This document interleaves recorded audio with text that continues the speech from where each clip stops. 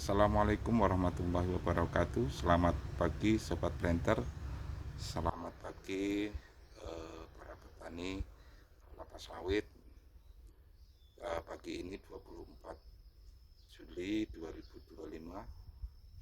Saya ingin berbagi bagaimana cara pembuatan pupuk biosintetis ya.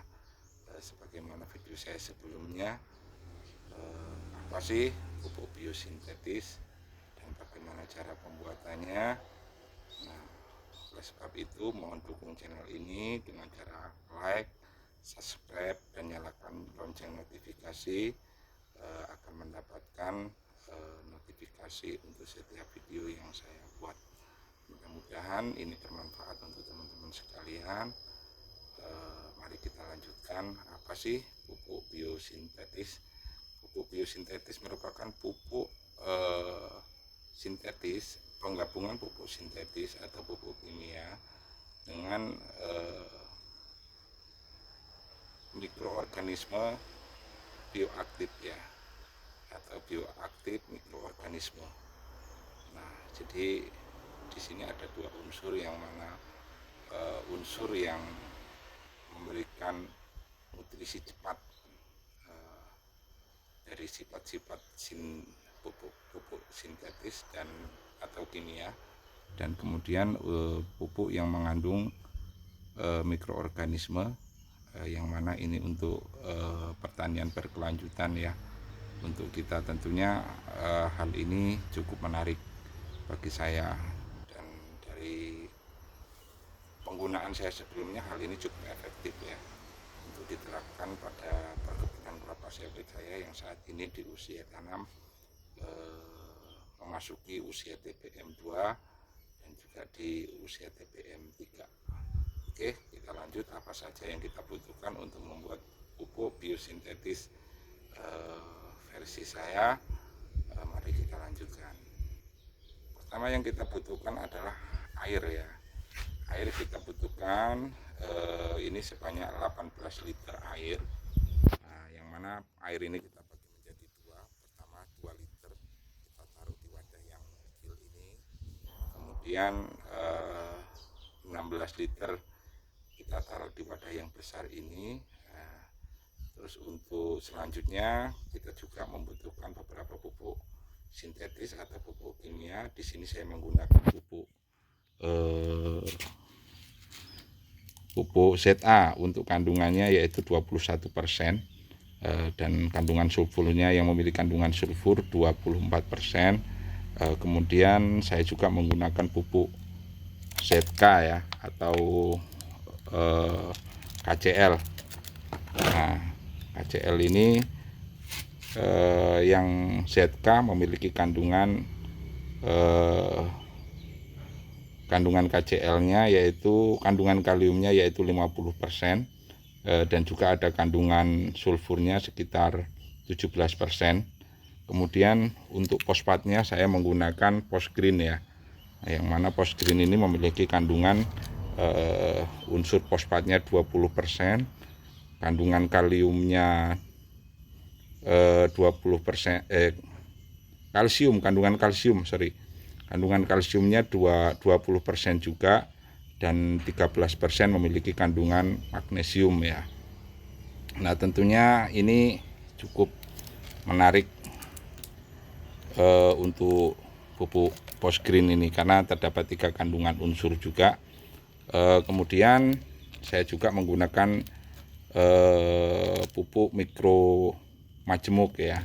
Jadi di hadapan saya ini ada 3 unsur pupuk sintetis, makro primer ya, dan juga ada pupuk mikro. Nah, selain itu kita juga membutuhkan kotoran hewan, nah yaitu kotoran kambing ya. Ini kotoran kambing ini kita butuhkan untuk memperkaya kandungan nutrisi dan juga untuk mempercepat proses pelepasan daripada unsur nitrogen untuk bisa diupgrade menjadi nitrat ya. Nah, Namun apa saja langkah-langkah yang harus kita buat? Pertama, air 16 liter ini ya kita campur dengan POC ya. POC teman-teman bisa buat dari POC air lindi atau POC dari apa saja. Ini harum ya teman-teman, nggak bau, dia agak manis baunya. Ini POC-nya kita butuhkan sebanyak 2 liter. Nah, dari 2 liter POC itu kita juga butuhkan molase sebanyak 200 ml ya, yang kita campurkan ke dalamnya. Nah, dan ini nanti kita biarkan selama 5 hari. Nah, setelah 5 hari ini yang sudah jadi. Nah, ini merupakan molase 200 ml, 2 liter POC yang kita buat sendiri, kemudian 16 liter adalah air murni. Nah, dan kemudian langkah pertama yang perlu kita masukkan adalah kotoran hewan ini ya teman-teman sekalian. Kotoran hewan ini kita masukkan. Nah, lalu bisa kita aduk. Di sini saya menggunakan adukan mesin ya, motor listrik.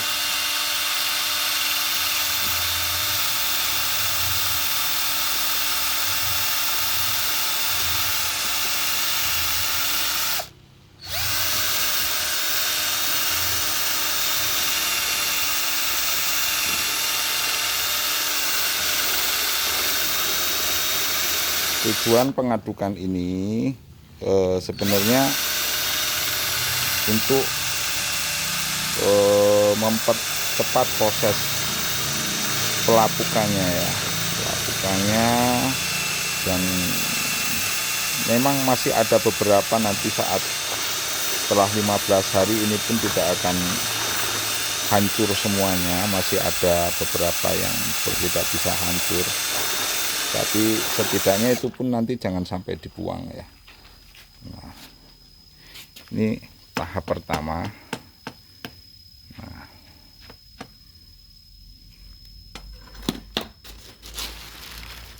setelah itu ini kita tutup ya teman-teman, kita tutup menggunakan tutup plastik.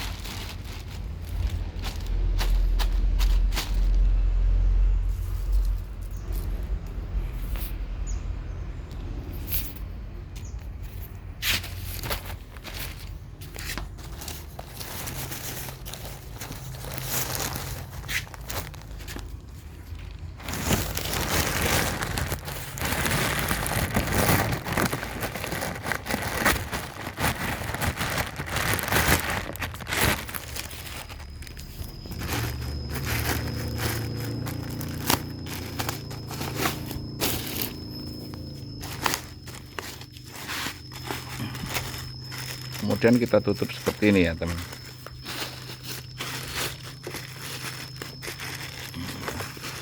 Ini kita biarkan selama 1 kali 24 jam atau 2 kali 24 jam paling bagusnya ya. Terus tahap kedua yang perlu kita larutkan juga adalah pupuk sintetisnya. Ini untuk ZA-nya sendiri saya menggunakan 1022 gram ya, 1022 gram pupuk ZA-nya.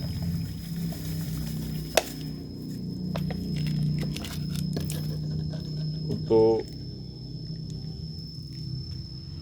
fosfatnya sendiri saya pakai 772 gram.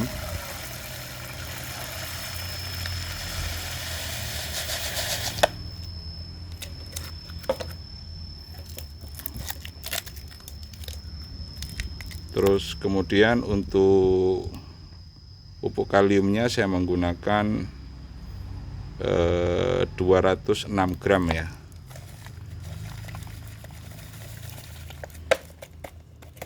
yang mana penggabungan dari 3 pupuk ini dari unsur N, P, dan juga K-nya ini sebanyak 2 kilo. Nah, kemudian kita tambahkan pupuk mikro majemuknya sebanyak 40 gram ya. Nah, di sini teman-teman perlu perhatikan rasio daripada penambahan pupuk mikro majemuk itu jangan sampai lebih daripada 2% ya dari total pupuk sintetis yang digunakan. Nah, dan teman-teman bisa lihat reaksinya, dia langsung terjadi proses adanya gelembung-gelembung air, yang mana ini nantinya agar pupuk yang kita buat sifatnya tidak asam ya teman-teman.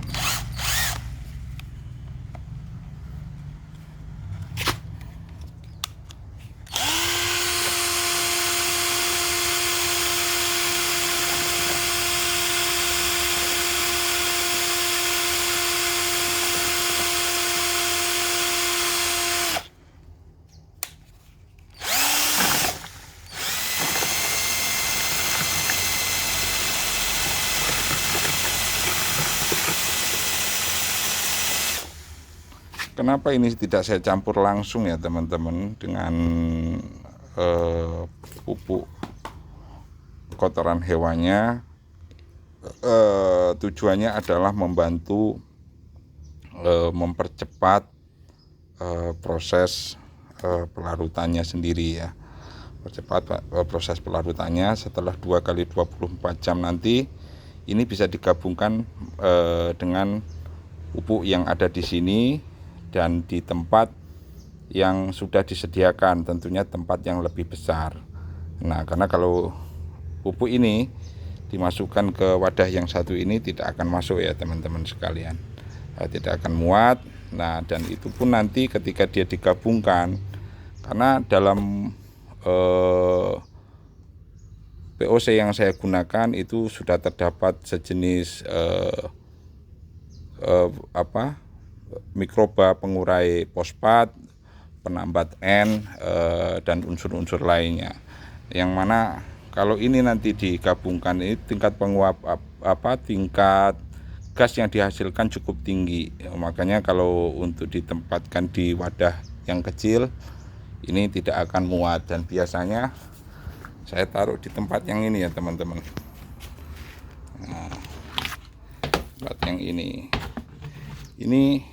yang nanti sore akan saya gunakan untuk memupuk itu di 24 Juli ini, karena ini musim kemarau, jadi lebih baik efektif melakukan pemupukan di sore hari ya teman-teman.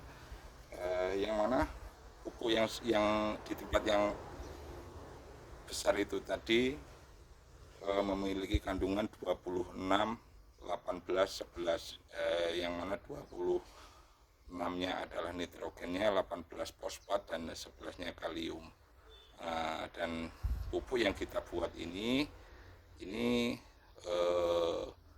sudah yang kedua di versi kedua. Yang versi satunya kita buat pakai 28, 18, 9 ya. Karena saat itu saya memiliki TPM 1 dan saat ini sudah memasuki TPM 2, makanya setiap bulannya akan saya turunkan kandungan nitrogennya dan akan saya naikkan kandungan kaliumnya ya teman-teman sekalian. Nah, dari sini